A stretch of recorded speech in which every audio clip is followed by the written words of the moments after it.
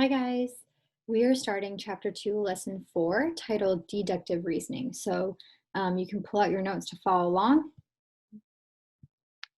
We're going to review a little bit over what we've learned in the past, but in our notes, if you're taking notes, you can title this 2-4, Deductive Reasoning.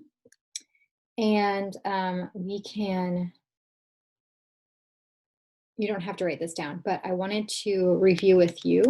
We have looked at a type of reasoning a few lessons ago, and that was inductive reasoning.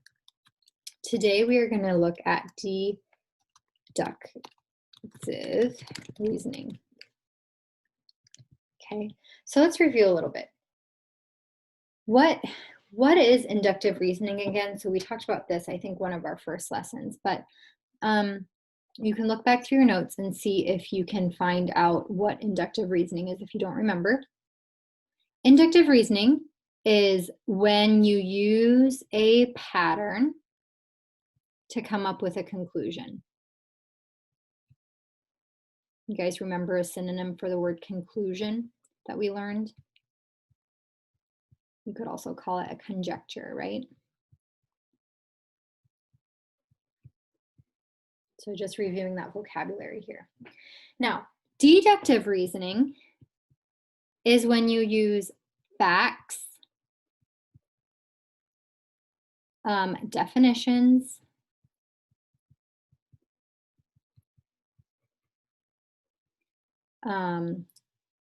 properties,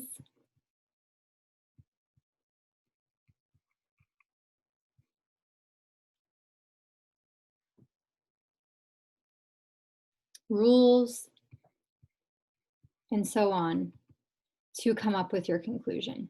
So another way to describe it would be maybe to use your evidence to come up with conclusion.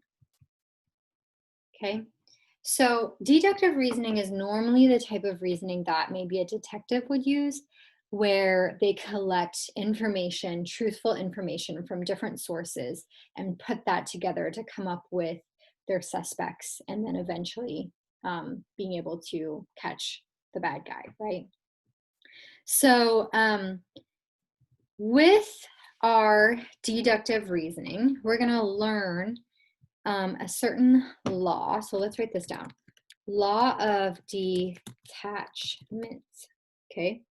So what the law of detachment states is that if the hypothesis of P leads to the conclusion of Q being true, so if P then Q is true, then Q is true. So you're disconnecting the two, that if, is true and P is true, then Q is true. So it's saying you're detaching the two statements. You're saying, okay, if P then Q is true and P on its own, the hypothesis is true, then the conclusion will also be true. So we're going to use this law to kind of take a look at some statements made.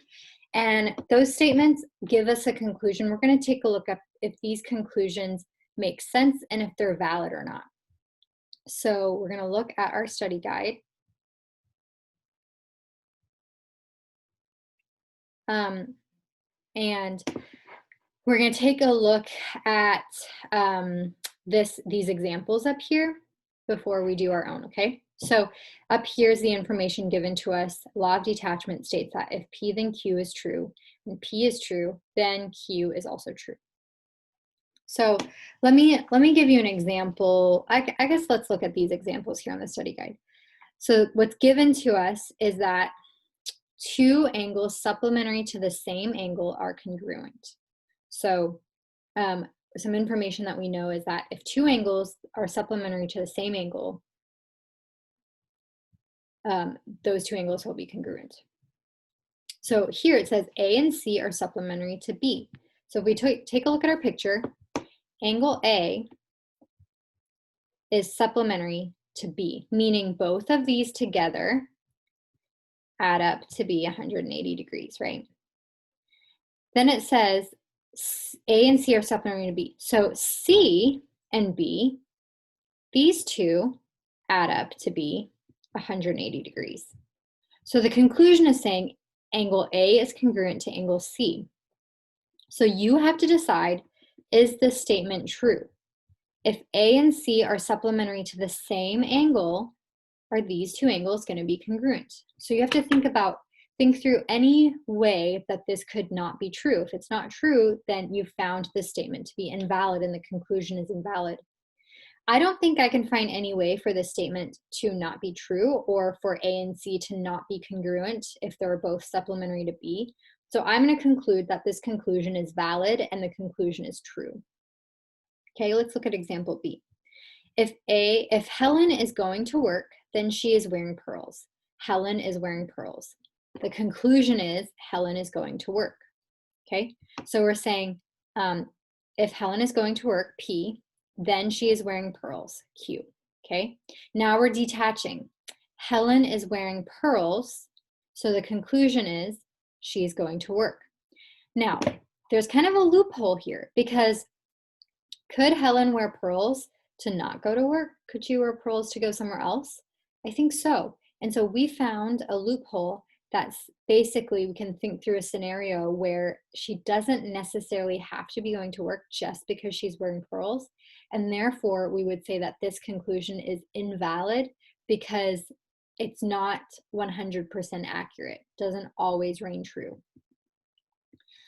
So let's do a few examples on our own. We're going to be given some statements and we're going to decide if the conclusion is valid. So if a number is divided by 6, if a number is divisible by 6, then the number is divisible by 3.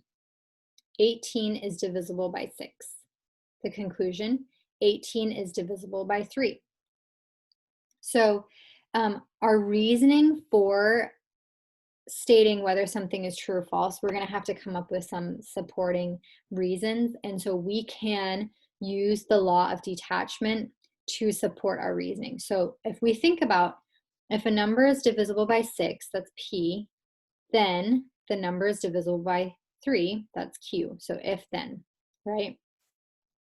Now we have 18 is divisible by 6. So we're saying, okay, so 18 is divisible by 6. That's part of our P statement. And then we're going to think, is this number also divisible by 3? Does it ring true for both P and Q, what it's described in the P and Q? I think so. So I think this is a true statement. This is true, or actually a better word would be to say it's valid, right? We could say that this is valid. And so we would just say it's valid because of the law of detachment.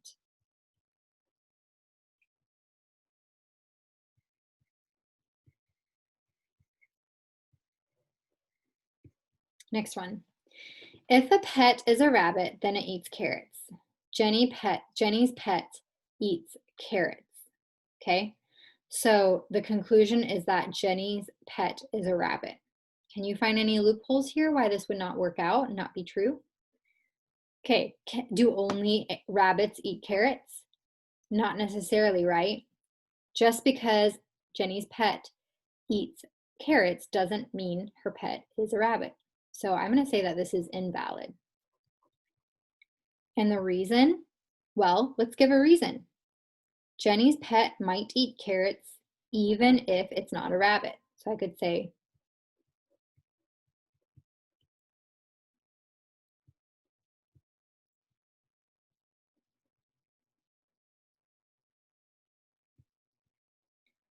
eat carrots even if it's not a rabbit. Okay, so we've given a reason why it's not valid. Number 3, if a hen is a Plymouth Rock, then her eggs are brown. Berta is a Plymouth Rock hen. Conclusion, Berta's eggs are brown. So We know that Plymouth Rocks lay brown eggs. Berta has a Plymouth Rock hen. The conclusion is that these eggs are brown. Would you say that that's a valid reason? Valid conclusion? I think so. So I'm going to say that this is valid because I know that basically this hypothesis is true and the conditional statement is true. So the conclusion has to be true also. So I could even say law of detachment as I look at them.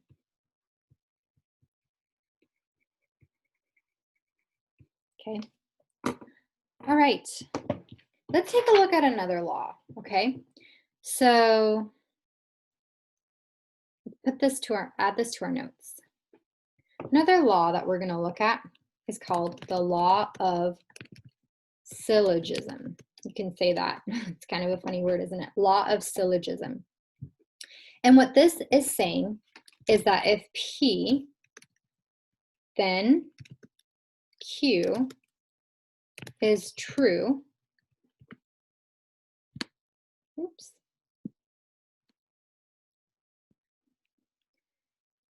then, and Q, then R is true, then P, then R is true. Okay, so let's describe what this is talking about. Basically, this is saying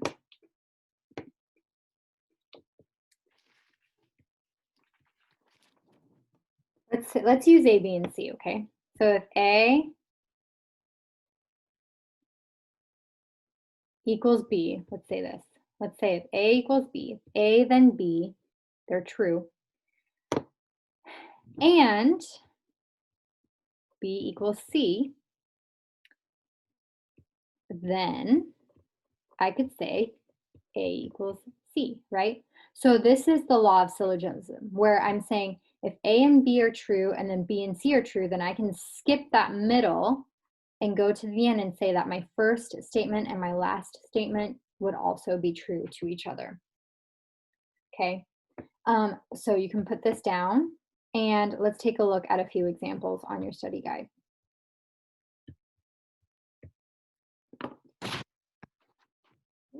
Where is it? Gone.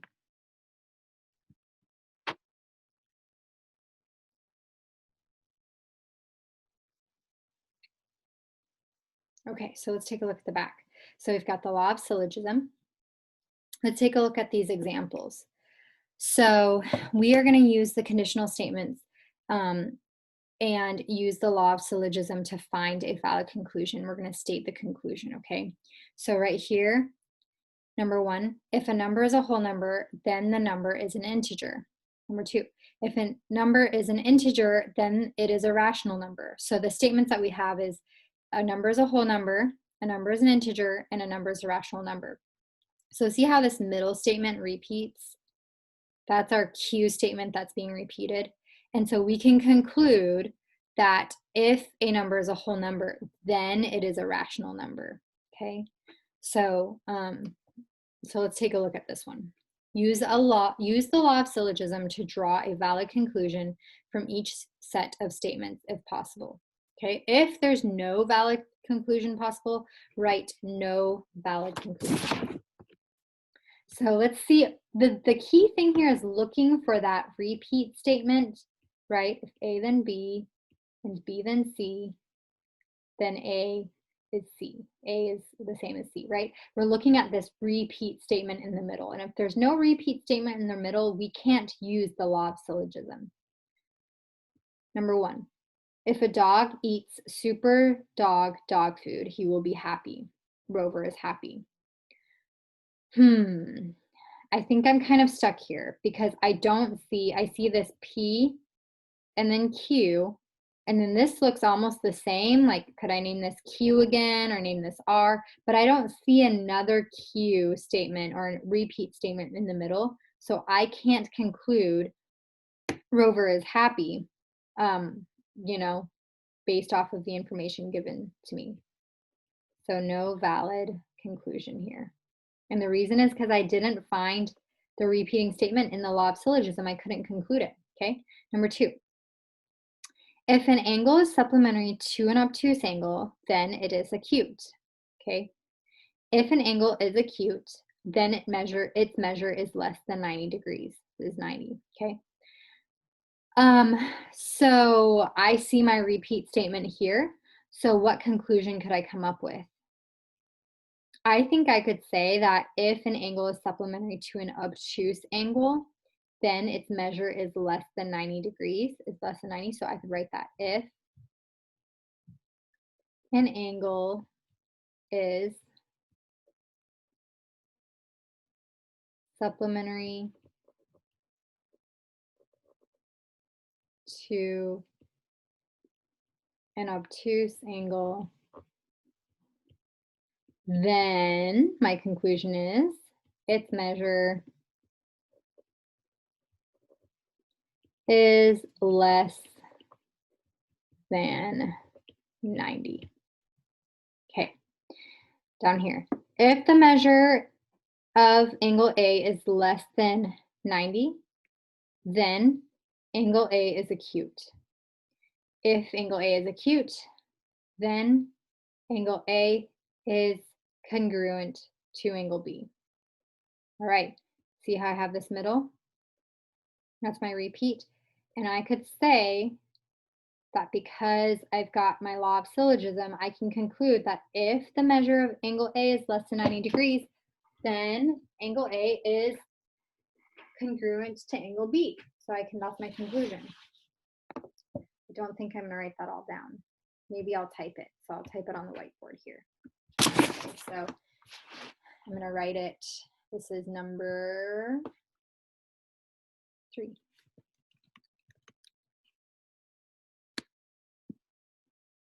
If the measure of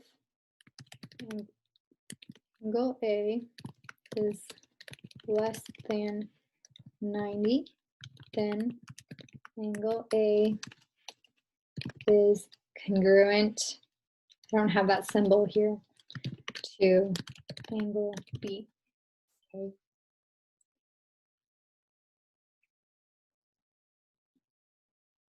Okay, last 2. See if you can do number 4. Pause the video, try number 4, write a conclusion there, and then I will verbally tell you the answer. Okay. So number 4 says, if an angle is a right angle, then the measure of the angle is 90 degrees.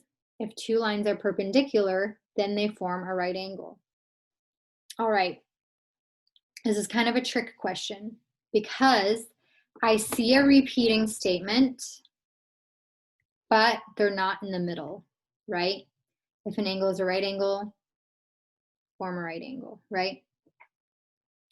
So it's a kind of tricky because we've got to repeat. So what would we conclude? We would conclude that if an angle is let's see, sorry, right here. Not right there, that's not our repeating statement. The measure of an angle is 90 degrees. Isn't that the same thing as saying 2 lines are perpendicular? 2 lines are perpendicular, doesn't that mean that they are 90 degrees also? So this is a tricky one because this middle statement was basically saying the same thing, but just using different vocabulary. So this one is really testing whether you could kind of pay attention to the information given more than just the words spoken. Okay, so we could conclude that if an angle is a right angle, then they form a right angle. Then the angle they form is a right angle, right?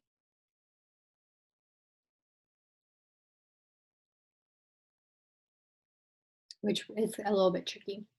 Okay, number 5. If you study for the test, then you will receive a high grade. Your grade on the test is high. Where's our repeating statement? I actually don't see one, so I really can't come up with a conclusion based off of these three statements here. So I think for this one, I would say no valid conclusion. Okay, that's all that we have for today. It's really just looking at these two laws. These two laws will come up again, and we're leading into taking a look at proofs. And so we're starting to just like have our brain waves kind of change a little bit so that we're thinking through reasoning and being able to conclude if things are true or not, so that in the future we can prove things. All right, that's all I have for you. Finish the study guide, and then you guys do your homework, and I'll see you next time.